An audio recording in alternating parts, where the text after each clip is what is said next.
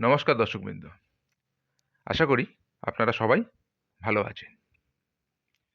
আজকে আমি কয়েকটি যোগ নিয়ে আলোচনা করব। হঠাৎ কঠিন পীড়া বা শোক আপনি আপনার হাতের করতল দেখে বুঝতে পারবেন যে হঠাৎ কোনো কঠিন পীড়া হবে কিনা, বা আপনি কোনো দুঃখ পাবেন কিনা, শোক হবে কিনা, সেটা কি করে বুঝবেন? দেখুন, প্রথমে ভালো করে আগে করতলটা দেখুন। ১ নম্বর যেটা আছে, ১ নম্বর, ২ নম্বর দিয়ে আরেকটা রেখা আছে, আর ৩ নম্বর দিয়ে আরেকটি রেখা আছে। তা ৩ নম্বরে যেটা আছে সেটাকে বলে হৃদয় রেখা। ২ নম্বরে যেই রেখাটা আছে সেটা হচ্ছে শিরোরেখা। আর ১ নম্বরে যেটা আছে সেটা হচ্ছে আয়ুর রেখা। এবার ভালো করে বুঝে নিন জিনিসটা। ১ নম্বরটা প্রথমে দেখুন। আয়ু রেখার উপর কালো দাগ বা তিল যদি দেখতে পান, কারো হাতের করতলে যদি কালো দাগ বা তিল চিহ্ন দেখতে পান,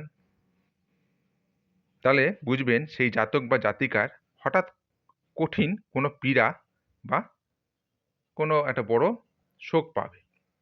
বুঝতে পারলেন? এবার আসুন,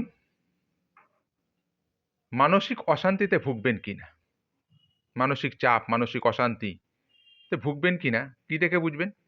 কোনো জাতক সবসময় মানসিক অশান্তিতে ভোগে। কেন? তার একটা কারণ আছে। সেটা হাতের তালু দেখেই আপনি বুঝতে পারবেন। দেখুন, এবার শিরোরেখাটায় যান, ২ নম্বরে যান।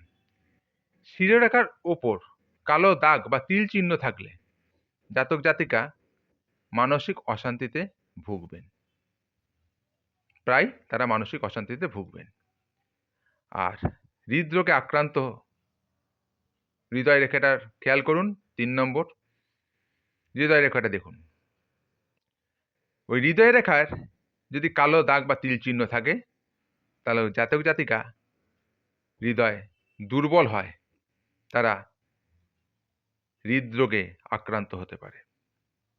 বুঝতে পারছেন? এবার বয়সটা ক্যালকুলেশনের ব্যাপার আছে, কোন বয়সে তারা হৃদরোগে আক্রান্ত হতে পারেন সেটা নিয়ে আমি পরের ভিডিওতে আলোচনা করব। যে এই বিষয়গুলো জানতে আপনারা অবশ্যই চ্যানেলটাকে সাবস্ক্রাইব করবেন, ভালো লাগলে একটা লাইক দেবেন।